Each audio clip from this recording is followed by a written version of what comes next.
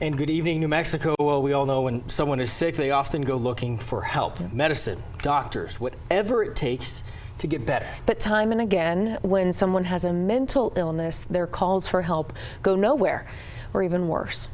This is a map from the Bernalillo County Sheriff's Office showing the South Valley is a hot spot for mental health calls. And once again, deputies are facing a lawsuit for how they handled a call for help there.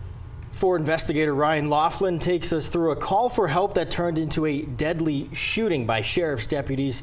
We want to warn you, this video might be difficult to watch. So what are my options and what can I do?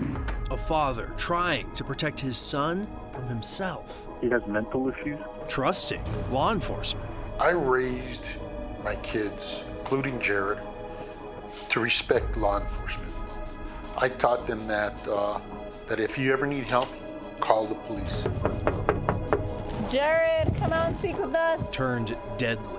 You need to stop, Jared. I heard, gunshots. They made it very obvious at that time that it was us against them.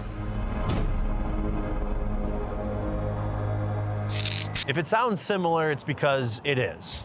A person suffering a mental health crisis and Bernalillo County deputies responding and then killing a person who was holding a knife. That's what happened to both Alicia Lucero and Jared Romero. Ford Investigates has been following Lucero's case for years, but in Romero's case, his family says they tried to do everything right, even coming here asking deputies for help. But it didn't prevent them from killing a man in crisis. This dead-end street in the South Valley is where Jared Romero ran out of road. He's probably one of the best big brothers you could ask for. He had been struggling. My son was 35, but I still worry. You never stop worrying about your kids. His father, Martin Romero, wonders about Army trauma.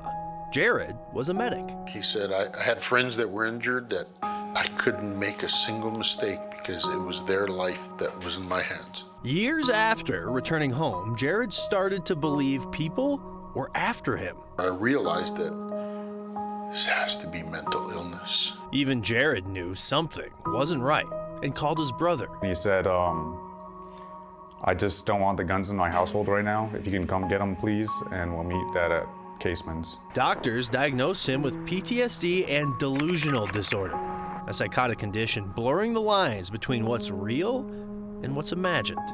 What happens next is a series of missed opportunities. Just like Alicia Lucero's case, Jared Romero's family was gravely concerned, and he reached out for help multiple times. On Halloween of 2022, he told deputies at his house he was having delusions, but didn't take deputies up on an offer to go to the hospital. 4 months later, in March, he went to the South Valley substation, trying to turn himself in for a crime deputies determined he imagined. The next day, Hello, sir. Jared's dad shows up to the sheriff's substation. He was extremely cooperative, cordial. I mean, he's cooperative, he's not combative. He says, I have this and this going on. What are your concerns or thoughts right now? Martin was worried Jared was off his meds. We did the whole crisis intervention thing. Deputies took Jared to a psychiatric hospital, putting him in the BCSO's database of people with mental illness. He's in our system. Anytime that our deputies go out there, anytime anybody has any contact with him, they'll be able to see who he is, what his diagnoses are, that he's harmless, he's given up all his weapons. They'll be able to see all this.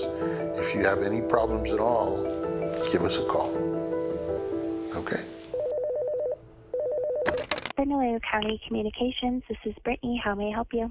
Hey, Brittany, my name is Martin Romero. Weeks later, Martin does just that. But the substation is closed on a Sunday, and his call gets rerouted. So he stormed out of my house, slammed the door, and left. Went in his truck and left. So I just wanted for you guys to do a welfare check on him. Okay, yeah, we can go check on him, make sure that he isn't actively trying to kill himself. Sheriff's Office. Dispatch sends Deputy Amber Cordero and Oscar Alvarez Ruiz to a welfare check. After more than 10 minutes, Jared emerges. He has a knife to his throat. Jared, stop right there. Stop right there. Stop right there. Jared, stop. Stop, we're gonna shoot you. Stop. I want you to. You need to stop, Jared. I want you to shoot stop right now. Romero died, and the shooting investigation began.